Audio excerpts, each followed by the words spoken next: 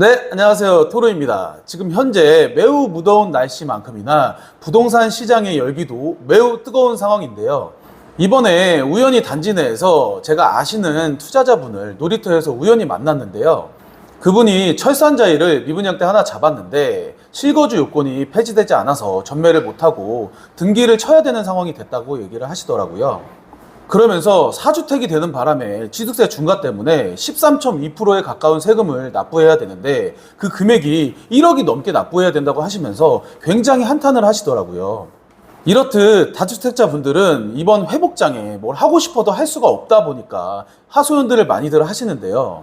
지금 현재 부동산 시장은 다주택자에 대한 규제가 해제되지 않은 상태이기 때문에 철저하게 실거주자분들 위주로 시장이 움직이고 있는 상황인데요. 이렇다 보니 이번 정권에서 다주택자 분들의 규제 완화를 어느 정도 해소해 줄 것이라고 판단을 했는데 그게 진행되지 않다 보니까 다주택자 분들은 이번 상승장을 그냥 바라만 보고 발만 동동 구르고 있는 상황이라고 판단됩니다.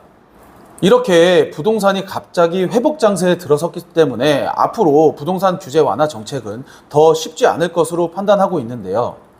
이번 영상에서는 앞서 말씀드렸던 이런 다주택자 분들을 위한 다른 대안책에 대해서 설명드릴 예정이니 끝까지 영상에 집중해 주시기 바랍니다.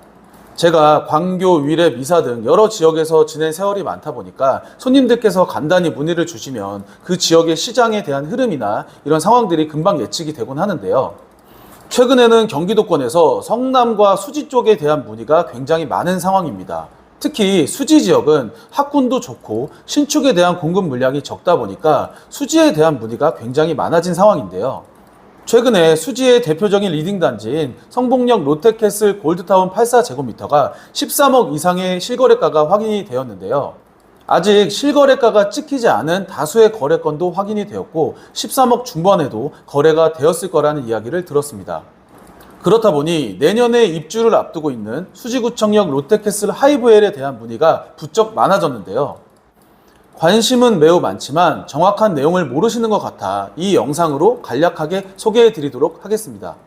수지구청역 롯데캐슬 하이브엘 아파트는 기업형 민간임대 아파트입니다. 10년간 임차 형식으로 거주하시다가 10년 이후에 확정 분양가로 분양 전환 받게 되는데요. 결론적으로 임대로 거주하시다가 분양 전환을 받는 형태이기 때문에 분양 전환 전까지는 등기를 가져오지 않으셔도 되고 일반 아파트와 달리 10년간 주택수에도 들어가지 않아 중과세 걱정도 하실 필요 없고 청약통장 가점이 높으신 장기 무주택자 분들에게도 청약통장에 전혀 영향을 미치지 않기 때문에 굉장히 매력이 있는 상품입니다.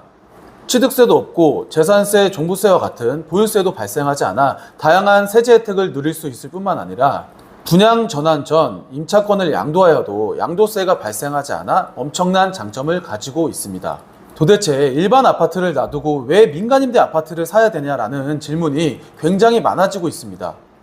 앞서 예로 들어드렸던 투자자분처럼 다주택자분들은 어떤 걸 투자하고 싶어도 투자를 할 수 없는 상황이기 때문에 그런 점에서 이것은 엄청난 대안책이 될 것 같습니다. 앞서 상승기 때 유주택자분들은 규제를 피하기 위해 오피스텔이나 생활숙박시설로 많이 투자들을 하셨었는데요. 실제로 투자를 많이 해보셨던 강남이나 판교 쪽 사모님들은 왜 민간임대 아파트를 투자를 많이 하셨을까요? 바로 기업형 민간임대 아파트의 장점이 너무나 많기 때문입니다. 시간을 조금만 거슬러 올라가면 민간임대 아파트의 대표적인 사례인 성남 고등지구 제일풍경채와 북일의 호반 가든하임 아파트가 있었는데요. 처음에는 미분양의 웃돈이라고 붙어봤자 1, 200 정도밖에 안 붙었었고 심지어 제 주변에는 포기하시는 분들도 꽤나 많았었습니다. 그런데 일부 눈치 빠른 중개사분들과 투자자분들은 이때가 기회다라고 생각해서 적극적으로 투자에 임하셨었는데요. 유주택자분들에게 사막의 오아시스와 같은 것이 바로 이런 기업형 민간임대 아파트입니다. 또한 규제 정책에도 해당 사항이 없어 계약금을 제외한 전액 가까이 대출이 나오기 때문에 굉장히 메리트 있는 상품이죠.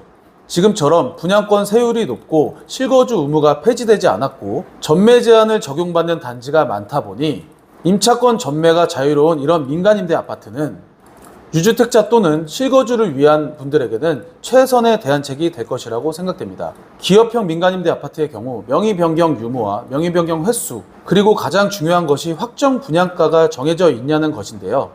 민간임대 아파트의 경우 확정 분양가가 정해져 있지 않으면 추후에 고분양가로 분양을 받으실 수도 있기 때문에 그런 점이 정해져 있지 않으면 낭패를 보실 수도 있습니다.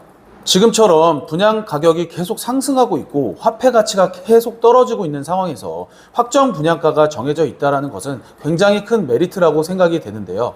세상에 완벽한 사람은 없다고 하는데 확정 분양가가 정해져 있는 기업형 민간임대 아파트의 경우 거의 완벽에 가깝다라고 저는 생각하고 있습니다. 그 예로 이미 입주를 완료한 기업형 민간임대 아파트인 신광교 제1풍경채, 광교 풍경채 어바니티 아파트의 경우 6.17 부동산 대책 이후 수도권을 비롯한 지방 핵심 도시가 규제지역으로 바뀌는 상황에서 폭발적인 인기를 보여줬던 것이 그 예라고 생각이 되는데요. 다시금 부동산 시장의 거래가 활발해지자 광교 풍경채 아파트의 가격 상승이 도드라지며 매도 물건이 모두 들어간 상황만 봐도 알 수 있으실 거라고 생각됩니다.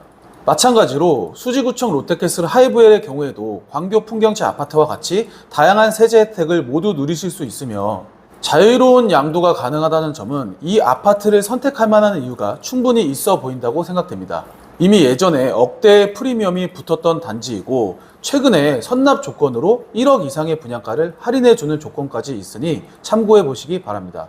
앞서 말씀드렸던 광교 풍경채 어바니티의 사례만 봐도 입주 전에 마이너스 피까지 떨어졌던 것이 지금 가격 상승이 일어나서 피가 억대로 붙어있는 상황만 봐도 그 흐름을 빠르게 읽어나가는 것이 매우 중요하다고 생각됩니다.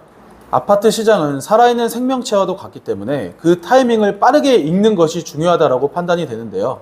최근 신축급 아파트들의 가격 상승이 매우 가파르기 때문에 서둘러 움직이시는 것이 저는 맞다라고 생각됩니다. 단언컨대 부동산 시장이 이렇게 상승기일 때는 규제에서 벗어난 민간 임대 아파트만큼 좋은 대안처는 없다라고 생각합니다. 저는 수년간 민간 임대 아파트를 경험하면서 그 장단점에 대해서 매우 잘 알고 있는데요. 영상이 너무 길어지면 지루하실 수도 있을 것 같아서 이것보다 더 디테일한 내용은 담지 못했으니 궁금하신 사항이 있으시면 언제든지 연락 주시기 바랍니다. 아무것도 모르는 사람들이 알아보지도 않고 부정적으로만 이야기하고 안 좋게만 생각하시는 분들이 많으신데요. 이번 기회에 정확하게 한번 확인해 보셔서 기업형 민간임대 아파트의 장단점을 제대로 확인해 보시는 시간을 가져보시면 좋을 것 같습니다. 시장의 상승세가 심상치 않습니다. 일찍 일어난 새가 먹이를 잡아먹는다는 이야기가 있습니다. 그 판단은 여러분의 몫입니다. 이상 토르였습니다. 감사합니다.